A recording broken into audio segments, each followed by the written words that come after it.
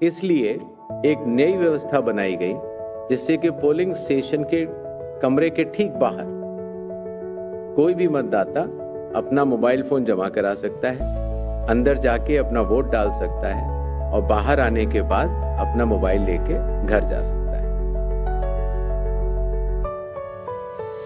हर मतदाता को नॉमिनेशन का प्रोसेस खत्म होने के बाद एक वोटर इंफॉर्मेशन स्लिप दी जाती है। वोटर इंफॉर्मेशन स्लिप देने का लक्ष्य सिर्फ ये रहता है कि मतदाता को, क्योंकि कई बार बूथ बदल जाते हैं या कई बार मतदाता नए होते हैं, तो उनको वोटर स्लिप पर, इंफॉर्मेशन स्लिप पर अपने बूथ का नाम और सारे डिटेल्स मिल जाते हैं। वोटर इंफॉर्मेशन स्लिप पर बहुत ही छोटा चेंज करने के बाद मतदाताओं की सहूलियत बहुत बढ़ गई, क्योंकि उसमें उनका पोलिंग स्टेशन का नंबर, पोलिंग स्टेशन की जगह कोने में बड़े रूप में दिखा दी गई। पहले उनको पूरे में ढूंढना पड़ता था।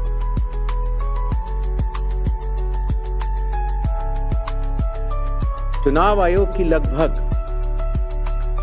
विगत कई वर्षों से एक एक करके एप्स बनती चली गई और लगभग 40 एप्स आज की तारीख में चुनाव आयोग के पास। तो इन सबको एक जगह समन्वित करते हुए, क्योंकि हर मतदाता या हर स्टेक होल्डर हर 40 ऐप को डाउनलोड नहीं कर सकता, तो ECI नेट जैसी मदर ऑफ ऑल एप्स का एक लक्ष्य रखा गया और ECI नेट में अब धीरे धीरे करके सारी एप्स आ चुकी हैं और इसका प्रोग्रेसिव इंप्लीमेंटेशन भी वन स्टॉप डिजिटल प्लेटफॉर्म के रूप में बिहार से शुरू होगा। पोलिंग स्टेशन में मैं आपको बता चुका हूं, जिससे कि क्यूज लंबी न हो और मतदान के समय में मतदाताओं को सहूलियत भी रहे और खास तौर से मतदान के आखिरी घंटों में ज्यादा भीड़ न हो, इसके लिए संख्या 1200 निर्धारित की गई।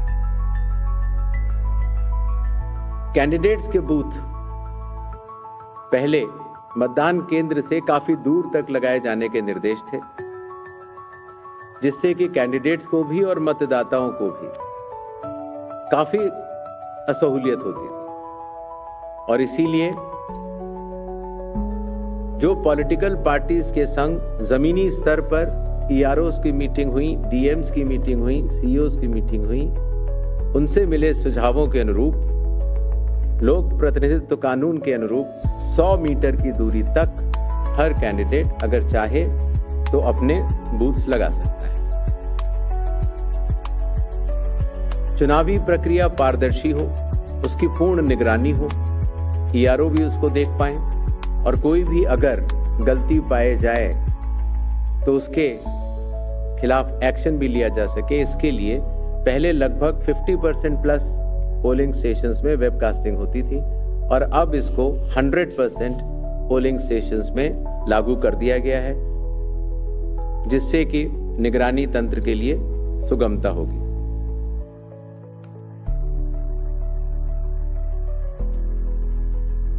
कई बार प्रत्याशियों ने यह शिकायत की थी कि जो हमारी फोटो होती है वो चूंकि ब्लैक एंड व्हाइट में आती है और जमा तो कलर करते हैं तो वो पहचान में नहीं आती और काफी हतोत्साहित उनको होना पड़ता है जब वो EVM में उनकी फोटो अच्छी नहीं आती है। तो छोटा सा कदम, लेकिन इसमें फिर चुनाव आयोग ने निर्णय लिया कि एक तो फोटो कलर लगाई जाएगी और साथ ही साथ जो सीरियल नंबर होता है उसका फॉन्ट भी बड़ा किया जाएगा, जिससे कि प्रत्याशियों की पहचान भी आसानी से हो जाए और मतदाताओं को सुविधा भी हो। काउंटिंग, कई बार जब मॉक पोल होता है तो मॉक पोल के समय मॉक पोल का डेटा डिलीट करना प्रिसाइडिंग ऑफिसर्स भूल जाते हैं और इसीलिए जब काउंटिंग होती है तो फॉर्म 17C और काउंटिंग यूनिट का मिलान नहीं हो पाता। ऐसे केस में किसी भी शंका को न रखा जाए, इसलिए जब भी 17C या वीवीपैट में मिसमैच होगा तो उन EVM से रिलेटेड वीवीपैट्स की पूर्ण गिनती की जाएगी। इसी तरीके से ये भी एक मांग सभी राजनीतिक दलों की थी कि पोस्टल बैलेट्स की गिनती पहले शुरू की जाए और पहले खत्म की जाए। इसलिए चुनाव आयोग ने पारदर्शिता के लिए भी और इसके लिए भी, जिससे कि पोस्टल बैलेट्स पर पूर्ण ध्यान दिया जाए उनकी गिनती पर और कोई जल्दबाजी भी न की जाए, तो ईवीएम के लास्ट 2 राउंड से पहले पोस्टल बैलेट की गिनती समाप्त करना अनिवार्य होगा। जैसा आप सब लोग को पता है, जब चुनाव खत्म हो जाता है तो फिर आंकड़ों की आवश्यकता कई लोगों को पड़ती है। मीडिया को भी होती है, एनजीओज को भी होती है, सिविक सोसाइटीज को होती है और आम जनता को भी होती है। इसके लिए चुनाव आयोग की एक पद्धति रही जिसको इंडेक्स कार्ड कहा जाता है। लेकिन इंडेक्स कार्ड का सारा डेटा कलेक्ट करने में कई बार सप्ताह और कई बार महीनों लग जाते थे। तो अब चूंकि ECI नेट भी आ रहा है और डिजिटल का युग है, इसीलिए digital index cards and reports सारे आपको चुनाव खत्म होने के कुछ ही दिनों के भीतर वेबसाइट पर या ऐप पर मिल जाएंगे। इस चुनाव की विशेषता है ये slide. The entire election machinery of Bihar is just a call away। अर्थात अगर कोई भी मतदाता या कोई भी व्यक्ति ECI नेट ऐप को डाउनलोड करता है और अगर अपने एपिक नंबर डिटेल को डालता है, वोटर कार्ड के नंबर को डालता है, तो वो अपने BLO से बात कर सकता है। वो अपने जो बूथ लेवल ऑफिसर्स हैं उनको अपनी कॉल बुक कर सकता है और बात कर सकता है। अगर उसकी कोई भी समस्या है तो वो BLO से बात करके उसका निदान कर सकता है। इसी तरीके से जो इलेक्शन कमीशन का बहुत पॉपुलर नंबर है 1950, आपको भी कोई भी बिहार का मतदाता अगर इस समय बिहार से बाहर है तो भी उसको सिर्फ +91 अगर मोबाइल से आप डायल करते हैं तो +91 जो इंडिया का कोड है वो लगाना है। STD कोड जहां का भी आपकी विधानसभा क्षेत्र है वहां के SDM का STD कोड और 1950 अगर आप ये डायल करते हैं तो 243 EROs सारे मतदाताओं की सेवा के लिए खुले रहेंगे। इसी तरीके से अगर आपको ERO के कॉल सेंटर से संतुष्टि नहीं मिलती है तो 38 DMs के यहां भी आप 1950 पे कॉल कर सकते हैं और पटना में CO के यहां भी कॉल कर सकते हैं। ये एक बहुत बड़ी व्यवस्था है जिसको कि लॉजिस्टिकली पूरा सही से बना दिया गया है और आशा है इस सुविधा के बाद शायद दुनिया का शायद ही ऐसा कोई चुनाव होगा जिसमें कि 90,712 BLOs, 243 EROs, 38 DEOs और CO स्वयं मतदाताओं के लिए किसी भी दिक्कत अगर उनको आ रही है या ग्रीवेंस है उसके लिए सचेत रहेंगे। नेक्स्ट, ये भी बिहार में पहली बार हो रहा है। पहले जो ऑब्जर्वर्स हम लगाते थे कुछ असेंबलीज को मिलाकर लगा देते थे, लेकिन अब 243 असेंबलीज में 243 जनरल ऑब्जर्वर्स होंगे जो कि विभिन्न राज्यों से वरिष्ठ IAS अधिकारी नामित किए गए हैं जो कि बिहार के रहने वाले नहीं। इसी तरीके से जो लॉ एंड ऑर्डर के लिए जो पुलिस ऑब्जर्वर्स हैं वो हर जिले में एक होंगे और एक्सपेंडिचर ऑब्जर्वर्स को हम लोगों ने चुनाव आयोग ने कुछ असेंबलीज को मिला के नामित किया है। इन ऑब्जर्वर्स के फोन नंबर भी और असेंबली किस असेंबली से हैं वो आपको ECI नेट पर भी मिल जाएंगे और वेबसाइट पर भी मिल जाएंगे, जिससे कि अगर कोई भी ऐसी बात है या शिकायत है तो आप इन ऑब्जर्वर्स को बतला सकते हैं। Observers of the Election Commission work as eyes and ears of the Election Commission. तो ये सुविधा भी इस चुनाव में हर असेंबली में मौजूद रहेगी।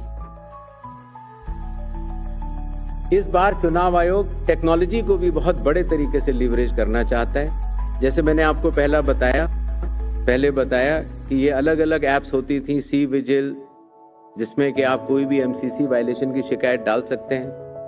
100 मिनट्स के अंदर रिस्पांस टाइम है। अगर 100 मिनट्स के अंदर नहीं होती है तो जिला कलेक्टर उसको स्वयं देखते हैं और सीओ भी स्वयं देखते हैं। Know your candidate, voter helpline app, ये सारी की सारी। नेक्स्ट, अब ईसीआई नेट पर भी होंगी।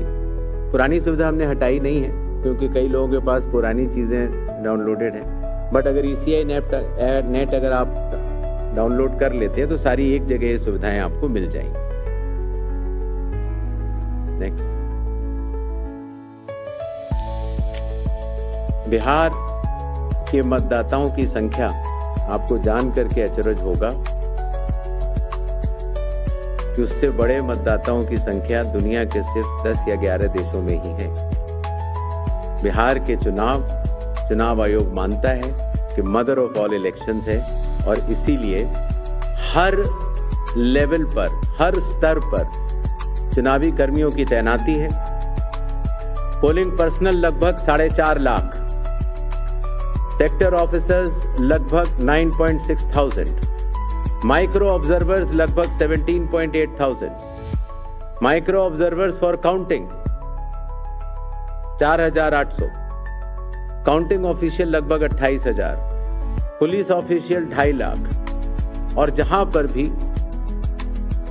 आइडेंटिटी ऑफ वोटर्स का इश्यू आता है, सहायता देने के लिए आंगनवाड़ी सेविकास भी उपलब्ध रहेंगी। और कुल मिलाकर 8.5 लाख चुनावी कर्मी बिहार विधानसभा के आम चुनाव 2025 में रहेंगे। अब मेरे ख्याल से तारीखों का ऐलान कर देना चाहिए। नेक्स्ट, बिहार के चुनाव 2 फेजेस में होंगे। पहले फेज के गैजेट नोटिफिकेशन 10 तारीख को आएगा, दूसरे का 13 को। Last date of making nominations पहले फेज की 17 को होगी, दूसरे की 20 को। स्क्रूटनी 18 और 21। विड्रॉल की आखिरी तारीख 20 अक्टूबर और 23 अक्टूबर। और डेट ऑफ पोल 6 नवंबर थर्सडे और दूसरा 11 नवंबर ट्यूसडे। काउंटिंग 14 नवंबर को होगी और पूरी चुनावी प्रक्रिया 16 नवंबर तक समाप्त कर ली जाएगी। नेक्स्ट, जो बिहार के 38 जिले हैं उनको 2 भागों में बांटा गया है। जो आप पीला रंग देख रहे हैं वो फेज 1 है और जो आप गुलाबी रंग देख रहे हैं वो फेज 2 है। इसकी सॉफ्ट कॉपी आप सब लोग को दे दी जाएगी। नेक्स्ट, बिहार के आम चुनावों के साथ साथ 8 बाई इलेक्शंस भी होंगे। जम्मू कश्मीर के 2, बडगांव और नगरोटा, राजस्थान के अंता, झारखंड की घाटशिला, तेलंगाना जुबली हिल्स, पंजाब में तरन, मिजोरम में दंपा, ओडिशा में नौपादा।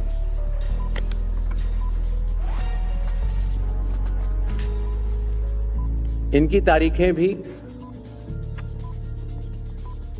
अलग अलग कॉन्स्टिट्यूंसी के हिसाब से यहां पर दी गई हैं।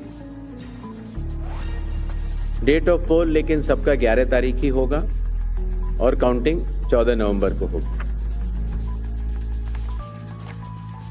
इसके साथ कुछ चीजें हम जरूर बताना चाहेंगे।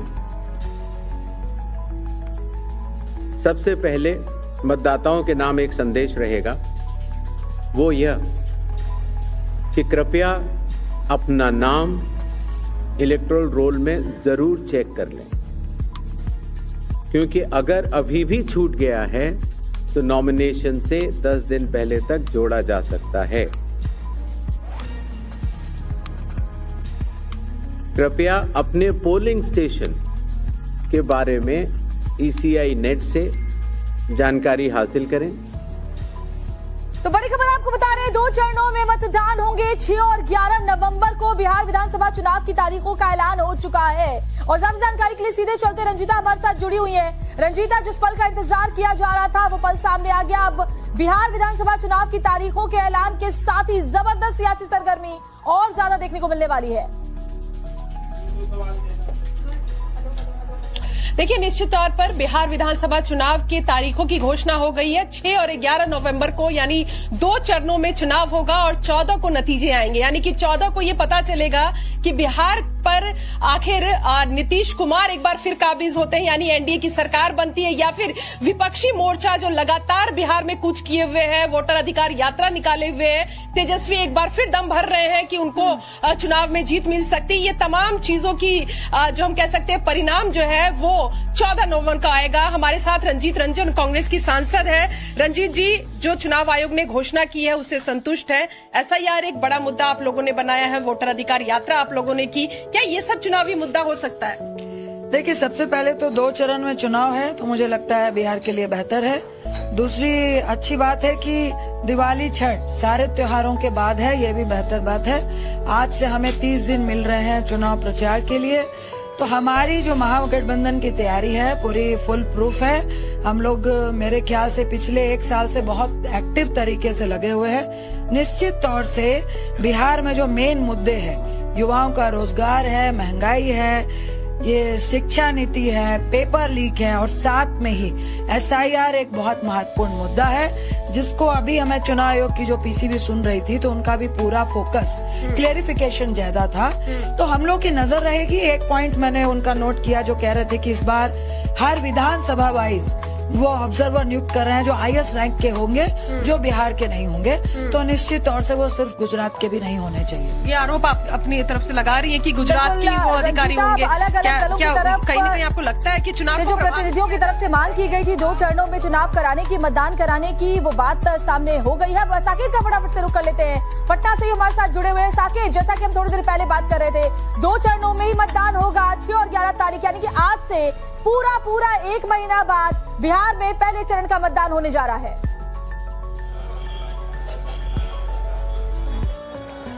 देखिए, बिल्कुल कल चुनाव आयोग की तरफ से जो प्रेस कॉन्फ्रेंस पटना में हुई थी उसमें भी उन्होंने साफ किया था कि छठ के तुरंत बाद यानी 28 और 29 अक्टूबर को छठ है, शाम का अर्घ 28 और 29 को सुबह का अर्घ, उसके तुरंत बाद 6 तारीख को पहले चरण का चुनाव होगा। ये एक बड़ी घोषणा है और खास करके अब राजनीतिक पार्टियां जो जमीन पर लगातार मेहनत कर रही है उसको अब बहुत ज्यादा वक्त नहीं है, क्योंकि 1 महीने का पूरा वक्त मिला है जिसमें उनको पूरी तैयारी करनी है। आप देखिए, चहल पहल राजनीतिक दलों के अंदर किस तरह से है, वो तस्वीर आपको हम दिखा रहे हैं पहले कि किस तरह से ये बीजेपी दफ्तर में अभी हम मौजूद हैं और यहाँ पर बड़ी संख्या में जो नेता है, कार्यकर्ता है, वो जुटे हुए थे। चूंकि आज घोषणा होना था तो इस वजह से तमाम जो लोग हैं वो यहाँ पर मौजूद हैं। हम कुछ लोगों से तारीखों पर बात करते हैं। अब तारीखों की घोषणा हो गई चुनाव की, किस तरह से देख रहे हैं? 6 और 11 नवम्बर को चुनाव होंगे और 14 को काउंटिंग, किस तरह से आप लोग देख रहे हैं? इतना बात ये बताए, इलेक्ट्रॉनिक मीडिया के द्वारा देखे, यहाँ के जमा को देखे और लोगों से मिले जुले। देखिए, बिल्कुल यहाँ पर जो कार्यकर्ता है वो पहुंचे हैं, लेकिन अंदर नेता जो है वो जरूर इस पूरे ब्रीफिंग को देख रहे थे और थोड़ी देर बाद जरूर वो मीडिया से भी बात करेंगे। आखिर जो तिथि जारी की गई है, जो तारीखें दी गई है चुनाव की, मिस इन्फॉर्मेशन को काउंटर किया जाएगा और स्ट्रिक्ट विजिल रखी जाएगी सारे चेक पॉइंट्स पर, जिससे कि ड्रग्स, लिकर और कैश का इलीगल ट्रांजैक्शन न हो पाए।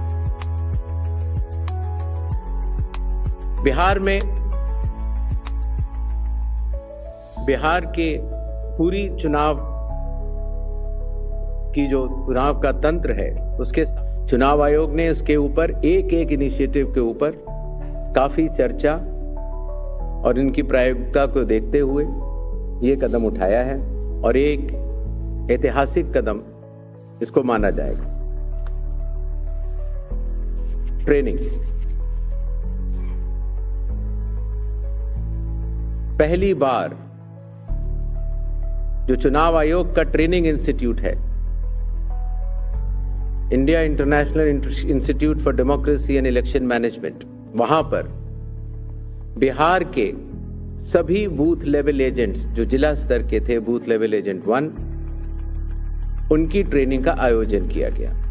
इसी तरह से अब जहां जहां चुनाव होंगे वहां वहां बूथ लेवल एजेंट्स 1 की भी ट्रेनिंग IIIDM द्वारिका में की जाएगी।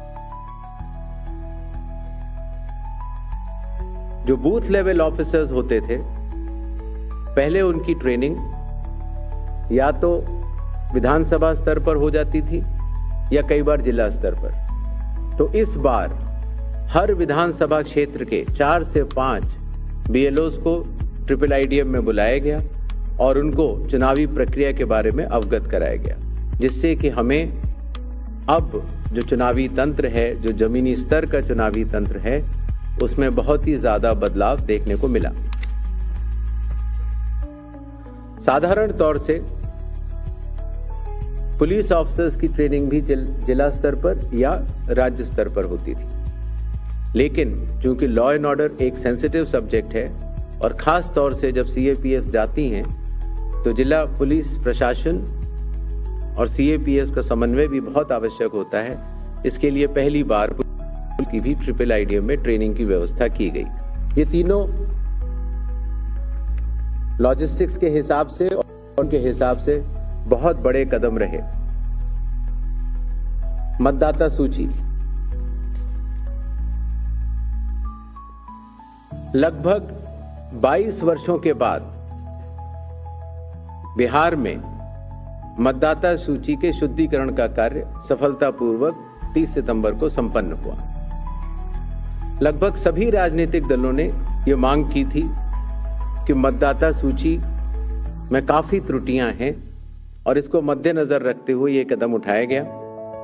हालांकि सोशल मीडिया पर इसके बारे में कुछ बढ़ चढ़कर कहा गया, लेकिन सत्यता यह है कि आज की तारीख में बिहार के 243 इलेक्टोरल रजिस्ट्रेशन ऑफिसर्स ने 90,000 बूथ लेवल ऑफिसर्स के साथ मिलकर 1.6 लाख बूथ लेवल एजेंट्स, जो कि 12 मान्यता प्राप्त राजनीतिक दलों ने नियुक्त किए थे, उनके साथ मिलकर इस सूची को शुद्ध करने का बहुत ही सराहनीय काम किया है और बिहार ने देश को ये राह दिखाई है। चूंकि विशेष गहन परीक्षण में काफी मेहनत जमीनी स्तर के अधिकारियों को करनी पड़ी, तो जो रिन्यूमरेशन था, जो BLOs का था और जो बाकी अधिकारियों का था, उसको भी कई वर्षों के बाद बढ़ाया गया और खास तौर से EROs और AEROs का ऑनरेरियम तो पहली बार दिया गया।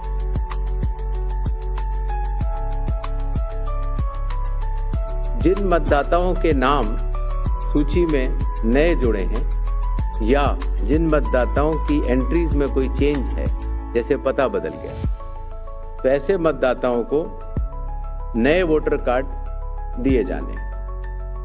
क्योंकि पहले कई दिनों तक या कई बार महीने लग जाते थे वोटर कार्ड मिलने में, इसीलिए चुनाव आयोग ने सभी एजेंसियों के साथ मिलकर ये SOP बनाया कि किस तरीके से 15 दिन के भीतर मतदाताओं के हाथ में इलेक्टर फोटो आइडेंटिटी कार्ड, जिसको सामान्यतः वोटर कार्ड कहा जाता है, वो उनके हाथ में आए। इसी तरीके से जो हमारे बूथ लेवल ऑफिसर्स हैं, जब वो मतदाताओं के घर घर जाते हैं तो उनको भी पहचान पत्र पहली बार चुनाव आयोग ने डिजाइन भी किया और उनको दिया। कंडक्ट ऑफ इलेक्शंस जो आने वाला है,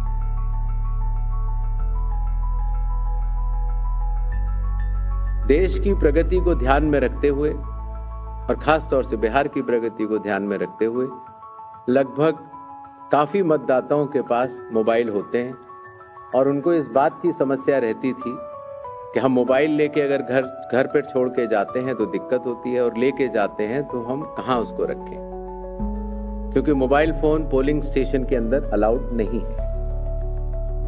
इसलिए एक नई व्यवस्था बनाई गई जिससे कि पोलिंग स्टेशन के कमरे के ठीक बाहर कोई भी मतदाता अपना मोबाइल फोन जमा करा सकता है, अंदर जाके अपना वोट डाल सकता है और बाहर आने के बाद अपना मोबाइल लेके घर जा सकता है। हर मतदाता को नॉमिनेशन का प्रोसेस खत्म होने के बाद एक वोटर इंफॉर्मेशन स्लिप दी जाती है। वोटर इंफॉर्मेशन स्लिप देने का लक्ष्य सिर्फ ये रहता है कि मतदाता को, क्योंकि कई बार बूथ बदल जाते हैं या कई बार मतदाता नए होते हैं, तो उनको वोटर स्लिप पर, इंफॉर्मेशन स्लिप पर अपने बूथ का नाम और सारे डिटेल्स मिल जाते हैं। तो वोटर इंफॉर्मेशन स्लिप पर बहुत ही छोटा चेंज करने के बाद मतदाताओं की सहूलियत बहुत बढ़ गई, क्योंकि उसमें उनका पोलिंग स्टेशन का नंबर, पोलिंग स्टेशन की जगह कोने में बड़े रूप में दिखा दी गई। पहले उनको पूरे में ढूंढना पड़ता था।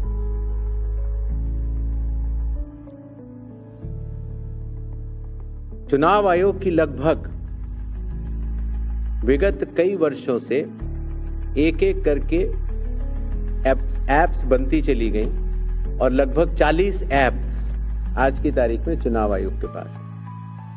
तो इन सबको एक जगह समन्वित करते हुए, क्योंकि हर मतदाता या हर स्टेक होल्डर हर 40 ऐप को डाउनलोड नहीं कर सकता, तो ECI नेट जैसी मदर ऑफ ऑल एप्स का एक लक्ष्य रखा गया और ECI नेट में अब धीरे धीरे करके सारी एप्स आ चुकी हैं और इसका प्रोग्रेसिव इंप्लीमेंटेशन भी वन स्टॉप डिजिटल प्लेटफॉर्म के रूप में बिहार से शुरू होगा। पोलिंग स्टेशन में मैं आपको बता चुका हूं, जिससे कि क्यूज लंबी न हो और मतदान के समय में मतदाताओं को सहूलियत भी रहे और खास तौर से मतदान के आखिरी घंटों में ज्यादा भीड़ न हो, इसके लिए संख्या 1200 निर्धारित की गई। कैंडिडेट्स के बूथ पहले मतदान केंद्र से काफी दूर तक लगाए जाने के निर्देश थे, जिससे कि कैंडिडेट्स को भी और मतदाताओं को भी काफी असहूलियत होती थी। और इसीलिए जो पॉलिटिकल पार्टीज के संग जमीनी स्तर पर EROs की मीटिंग हुई, DMs की मीटिंग हुई, CEOs की मीटिंग हुई, उनसे मिले सुझावों के अनुरूप, लोक प्रतिनिधित्व कानून के अनुरूप 100 मीटर की दूरी तक हर कैंडिडेट अगर चाहे तो अपने बूथ्स लगा सकता है। चुनावी प्रक्रिया पारदर्शी हो, उसकी पूर्ण निगरानी हो, ERO भी उसको देख पाए और कोई भी अगर गलती पाए जाए तो उसके खिलाफ एक्शन भी लिया जा सके। इसके लिए पहले लगभग 50% प्लस पोलिंग स्टेशंस में वेबकास्टिंग होती थी और अब इसको 100% पोलिंग स्टेशंस में लागू कर दिया गया है, जिससे कि निगरानी तंत्र के लिए सुगमता होगी।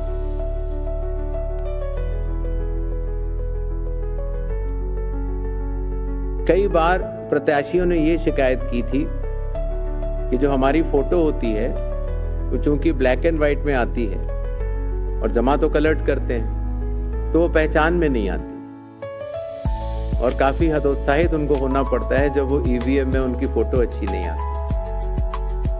है तो छोटा सा कदम, लेकिन इसमें फिर चुनाव आयोग ने निर्णय लिया कि एक तो फोटो कलर लगाई जाएगी और साथ ही साथ जो सीरियल नंबर होता है उसका फॉन्ट भी बड़ा किया जाए, जिससे कि प्रत्याशियों की पहचान भी आसानी से हो जाए और मतदाताओं को सुविधा भी हो। काउंटिंग,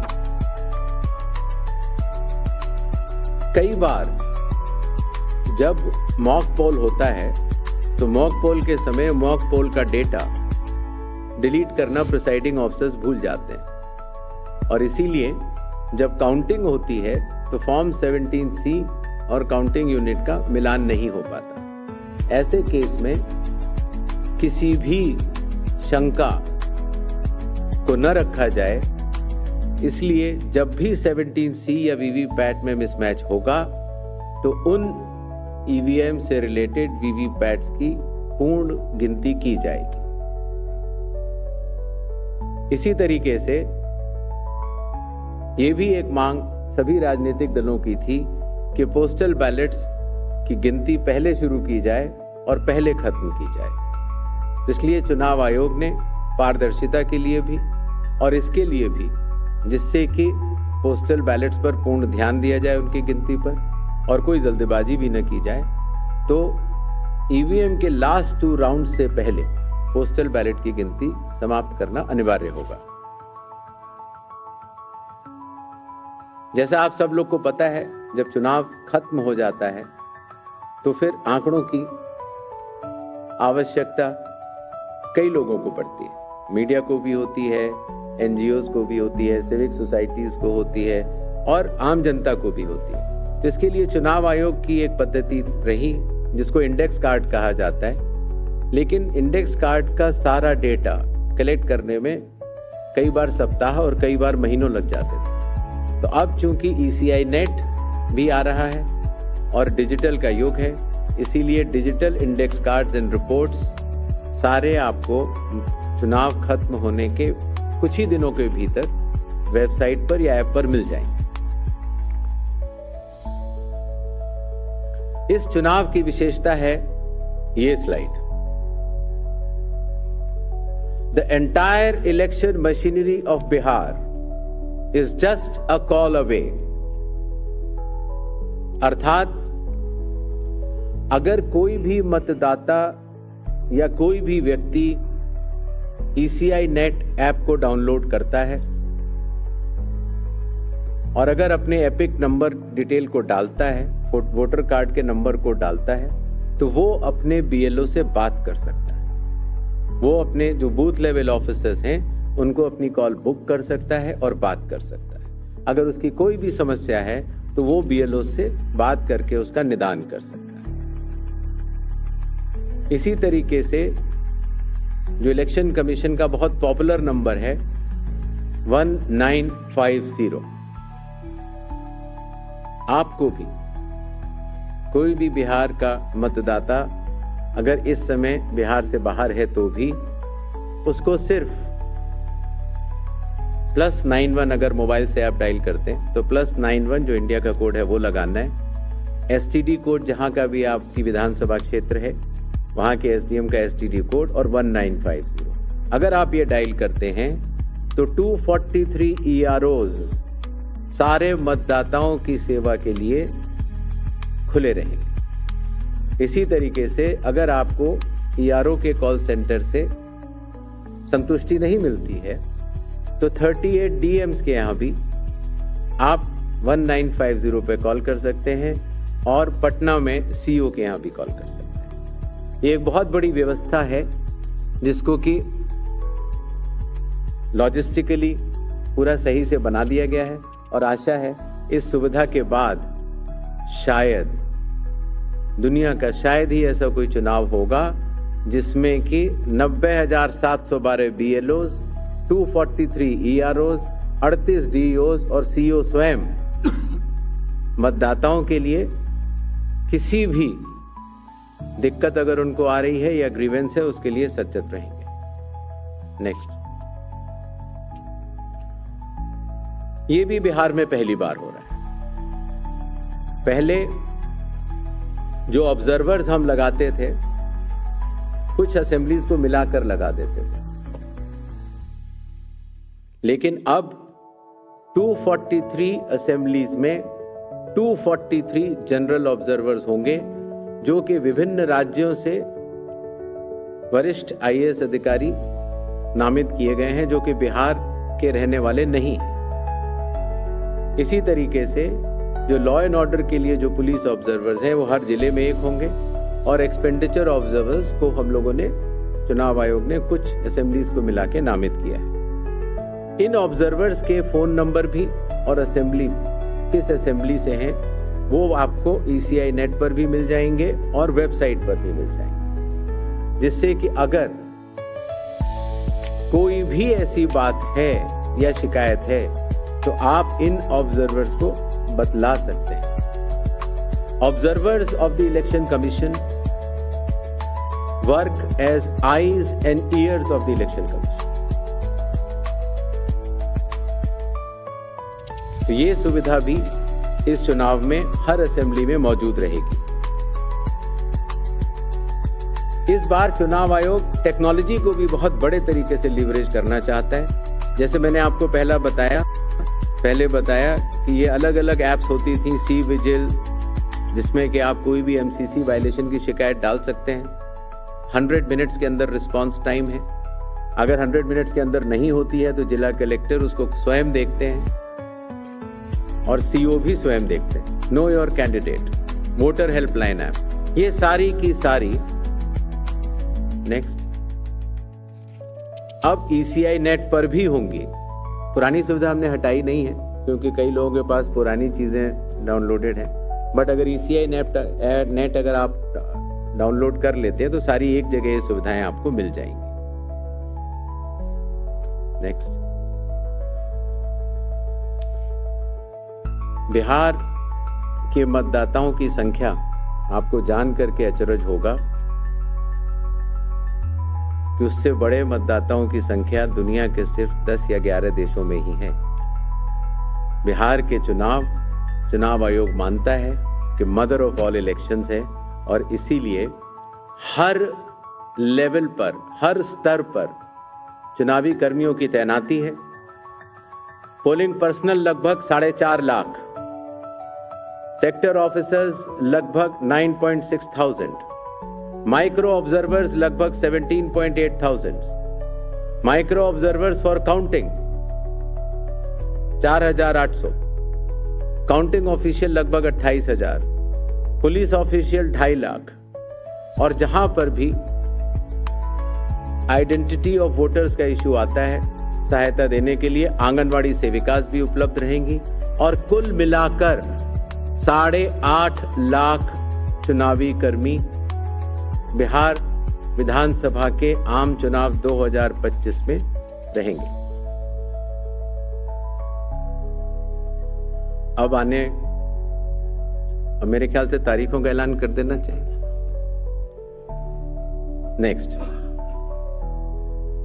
बिहार के चुनाव 2 फेजेस में होंगे। पहले फेज के गैजेट नोटिफिकेशन 10 तारीख को आएगा, दूसरे का 13 को। Last date of making nominations पहले फेज की 17 को होगी, दूसरे की 20 को। स्क्रूटनी 18 और 21। विड्रॉल की आखिरी तारीख 20 अक्टूबर और 23 अक्टूबर। और डेट ऑफ पोल 6 नवंबर थर्सडे और दूसरा 11 नवंबर ट्यूसडे। काउंटिंग 14 नवंबर को होगी और पूरी चुनावी प्रक्रिया 16 नवंबर तक समाप्त कर ली जाएगी। नेक्स्ट, जो बिहार के 38 जिले हैं उनको 2 भागों में बांटा गया है। जो आप पीला रंग देख रहे हैं वो फेज 1 है और जो आप गुलाबी रंग देख रहे हैं वो फेज 2 है। इसकी सॉफ्ट कॉपी आप सब लोग को दे दी जाएगी। नेक्स्ट, बिहार के आम चुनावों के साथ साथ 8 बाई इलेक्शंस भी होंगे। जम्मू कश्मीर के 2, बडगांव और नगरोटा, राजस्थान के अंता, झारखंड की घाटशिला, तेलंगाना जुबली हिल्स, पंजाब में तरनतारन, मिजोरम में दंपा, ओडिशा में नौपादा।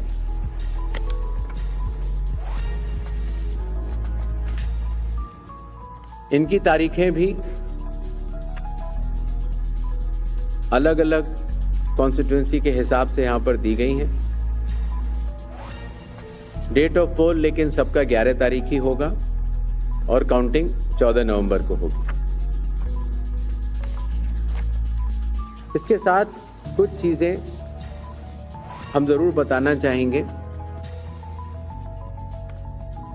सबसे पहले मतदाताओं के नाम एक संदेश रहेगा, वो यह कि कृपया अपना नाम इलेक्टोरल रोल में जरूर चेक कर लें, क्योंकि अगर अभी भी छूट गया है तो नॉमिनेशन से 10 दिन पहले तक जोड़ा जा सकता है।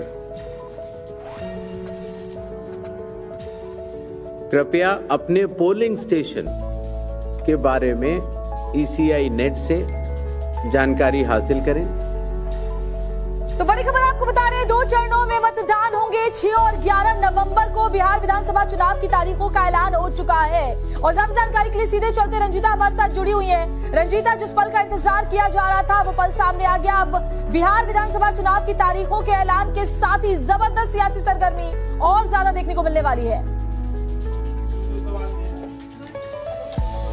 देखिए, निश्चित तौर पर बिहार विधानसभा चुनाव की तारीखों की घोषणा हो गई है। 6 और 11 नवंबर को यानी 2 चरणों में चुनाव होगा और 14 को नतीजे आएंगे। यानी कि 14 को ये पता चलेगा कि बिहार पर आखिर नीतीश कुमार एक बार फिर काबिज होते हैं, यानी एनडीए की सरकार बनती है, या फिर विपक्षी मोर्चा जो लगातार बिहार में कूच किए हुए है, वोटर अधिकार यात्रा निकाले हुए है, तेजस्वी एक बार फिर दम भर रहे हैं कि उनको चुनाव में जीत मिल सकती है। ये तमाम चीजों की जो हम कह सकते हैं परिणाम जो है वो 14 नवंबर का आएगा। हमारे साथ रंजीत रंजन कांग्रेस की सांसद है। रंजीत जी, जो चुनाव आयोग ने घोषणा की है उससे संतुष्ट है? एसआईआर एक बड़ा मुद्दा आप लोगों ने बनाया है, वोटर अधिकार यात्रा आप लोगों ने की, क्या ये सब चुनावी मुद्दा हो सकता है? देखिए, सबसे पहले तो 2 चरण में चुनाव है तो मुझे लगता है बिहार के लिए बेहतर है। दूसरी अच्छी बात है कि दिवाली, छठ सारे त्योहारों के बाद है, ये भी बेहतर बात है। आज से हमें 30 दिन मिल रहे हैं चुनाव प्रचार के लिए, तो हमारी जो महागठबंधन की तैयारी है पूरी फुल प्रूफ है। हम लोग मेरे ख्याल से पिछले 1 साल से बहुत एक्टिव तरीके से लगे हुए हैं। निश्चित तौर से बिहार में जो मेन मुद्दे हैं, युवाओं का रोजगार है, महंगाई है, ये शिक्षा नीति है, पेपर लीक है, और साथ में ही एसआईआर एक बहुत महत्वपूर्ण मुद्दा है, जिसको अभी हमें चुनाव आयोग की जो पीसीबी सुन रही थी तो उनका भी पूरा फोकस क्लेरिफिकेशन ज्यादा था। तो हम लोग की नजर रहेगी। एक पॉइंट मैंने उनका नोट किया जो कह रहे थे कि इस बार हर विधानसभा वाइज वो ऑब्जर्वर नियुक्त कर रहे हैं जो हाईएस्ट रैंक के होंगे, जो बिहार के नहीं होंगे। तो निश्चित तौर से वो सिर्फ गुजरात के भी नहीं होने चाहिए। ये आरोप आप अपनी तरफ से लगा रही है कि गुजरात की वो अधिकारी होंगे। क्या कहीं न कहीं आपको लगता है कि चुनाव जो प्रतिनिधियों की तरफ से मांग की गई थी 2 चरणों में चुनाव कराने की, मतदान कराने की, वो बात सामने हो गई है? साकेत का फटाफट से रुख कर लेते हैं, पटना से हमारे साथ जुड़े हुए हैं। साकेत, जैसा कि हम थोड़ी देर पहले बात कर रहे थे, 2 चरणों में ही मतदान होगा 6 और 11 तारीख, यानी कि आज से पूरा 1 महीना बाद बिहार में पहले चरण का मतदान होने जा रहा है।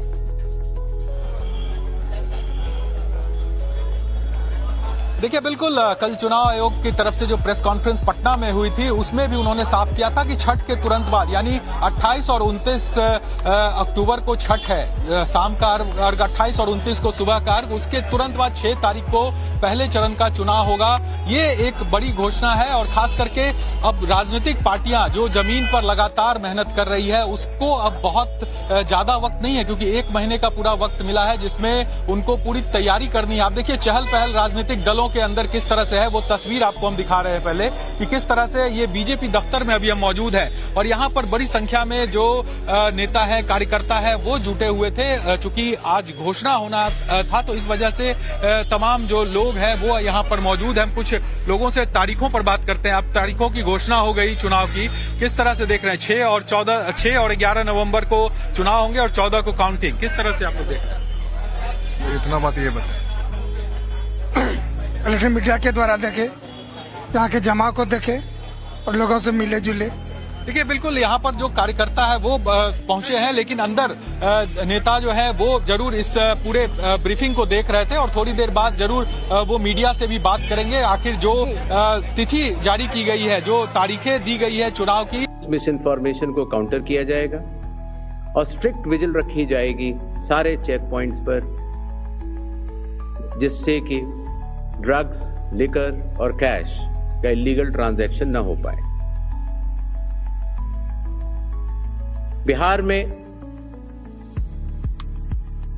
बिहार के पूरी चुनाव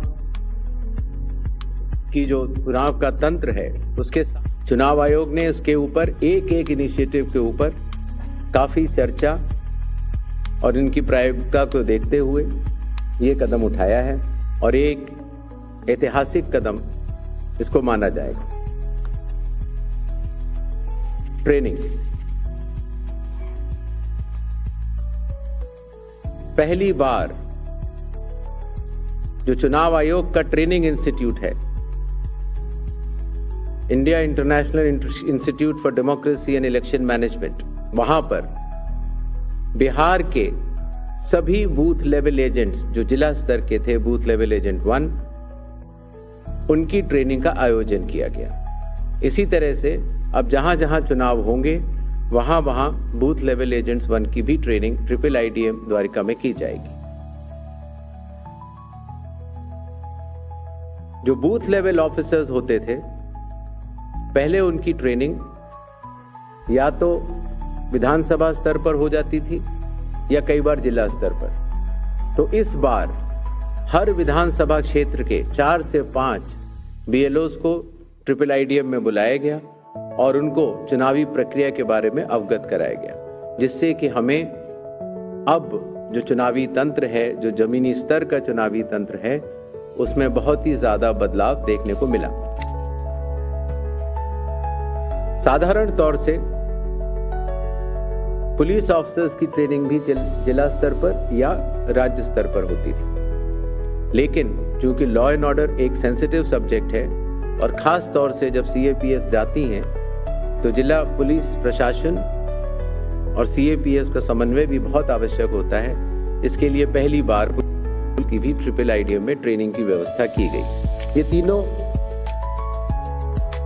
लॉजिस्टिक्स के हिसाब से और उनके हिसाब से बहुत बड़े कदम रहे। मतदाता सूची लगभग 22 वर्षों के बाद बिहार में मतदाता सूची के शुद्धिकरण का कार्य सफलतापूर्वक 30 सितंबर को संपन्न हुआ। लगभग सभी राजनीतिक दलों ने यह मांग की थी कि मतदाता सूची में काफी त्रुटियां हैं और इसको मद्देनजर रखते हुए यह कदम उठाया गया। हालांकि सोशल मीडिया पर इसके बारे में कुछ बढ़ चढ़कर कहा गया, लेकिन सत्यता यह है कि आज की तारीख में बिहार के 243 इलेक्टोरल रजिस्ट्रेशन ऑफिसर्स ने 90,000 बूथ लेवल ऑफिसर्स के साथ मिलकर 1.6 लाख बूथ लेवल एजेंट्स, जो कि 12 मान्यता प्राप्त राजनीतिक दलों ने नियुक्त किए थे, उनके साथ मिलकर इस सूची को शुद्ध करने का बहुत ही सराहनीय काम किया है और बिहार ने देश को यह राह दिखाई है। चूंकि विशेष गहन परीक्षण में काफी मेहनत जमीनी स्तर के अधिकारियों को करनी पड़ी, तो जो रिन्यूमरेशन था, जो BLOs का था और जो बाकी अधिकारियों का था, उसको भी कई वर्षों के बाद बढ़ाया गया और खास तौर से EROs और AEROs का ऑनरेरियम तो पहली बार दिया गया।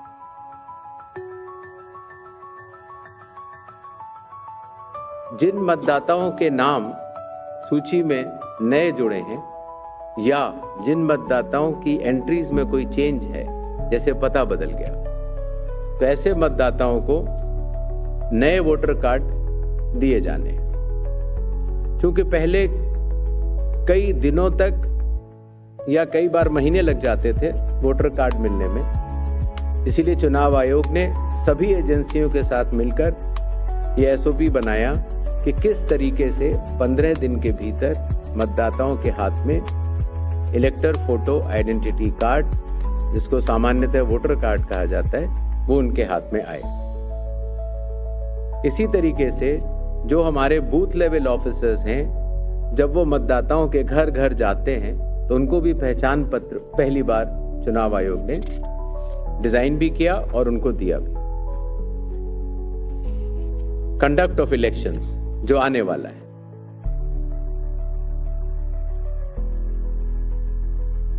देश की प्रगति को ध्यान में रखते हुए और खास तौर से बिहार की प्रगति को ध्यान में रखते हुए लगभग काफी मतदाताओं के पास मोबाइल होते हैं और उनको इस बात की समस्या रहती थी कि हम मोबाइल लेके अगर घर पर छोड़ के जाते हैं तो दिक्कत होती है और लेके जाते हैं तो हम कहां उसको रखें, क्योंकि मोबाइल फोन पोलिंग स्टेशन के अंदर अलाउड नहीं है। इसलिए एक नई व्यवस्था बनाई गई जिससे कि पोलिंग स्टेशन के कमरे के ठीक बाहर कोई भी मतदाता अपना मोबाइल फोन जमा करा सकता है, अंदर जाके अपना वोट डाल सकता है और बाहर आने के बाद अपना मोबाइल लेके घर जा सकता है। हर मतदाता को नॉमिनेशन का प्रोसेस खत्म होने के बाद एक वोटर इंफॉर्मेशन स्लिप दी जाती है। वोटर इंफॉर्मेशन स्लिप देने का लक्ष्य सिर्फ ये रहता है कि मतदाता को, क्योंकि कई बार बूथ बदल जाते हैं या कई बार मतदाता नए होते हैं, तो उनको वोटर स्लिप पर, इंफॉर्मेशन स्लिप पर अपने बूथ का नाम और सारे डिटेल्स मिल जाते हैं। वोटर इंफॉर्मेशन स्लिप पर बहुत ही छोटा चेंज करने के बाद मतदाताओं की सहूलियत बहुत बढ़ गई, क्योंकि उसमें उनका पोलिंग स्टेशन का नंबर, पोलिंग स्टेशन की जगह कोने में बड़े रूप में दिखा दी गई। पहले उनको पूरे में ढूंढना पड़ता था।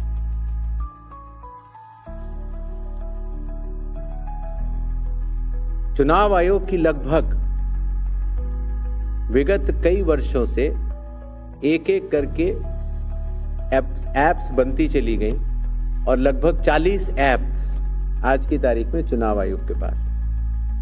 तो इन सबको एक जगह समन्वित करते हुए, क्योंकि हर मतदाता या हर स्टेक होल्डर हर 40 ऐप को डाउनलोड नहीं कर सकता, तो ECI नेट जैसी मदर ऑफ ऑल एप्स का एक लक्ष्य रखा गया और ECI नेट में अब धीरे धीरे करके सारी एप्स आ चुकी हैं और इसका प्रोग्रेसिव इंप्लीमेंटेशन भी वन स्टॉप डिजिटल प्लेटफॉर्म के रूप में बिहार से शुरू होगा। पोलिंग स्टेशन में मैं आपको बता चुका हूं, जिससे कि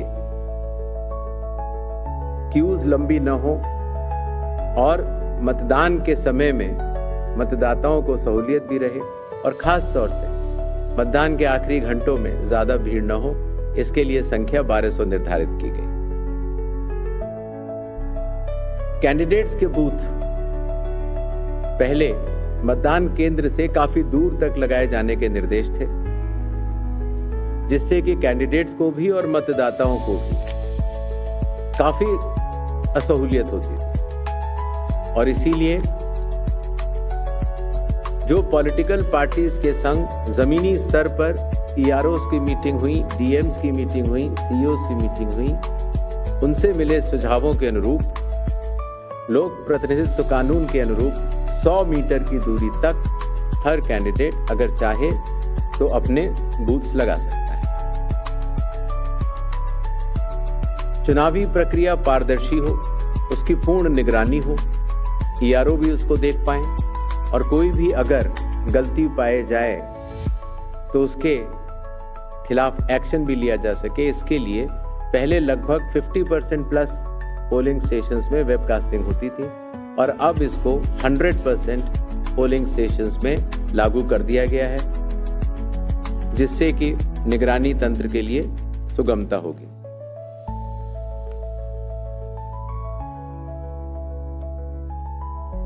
कई बार प्रत्याशियों ने ये शिकायत की थी कि जो हमारी फोटो होती है वो चूंकि ब्लैक एंड व्हाइट में आती है और जमा तो कलर्ट करते हैं तो वो पहचान में नहीं आती और काफी हतोत्साहित उनको होना पड़ता है जब वो EVM में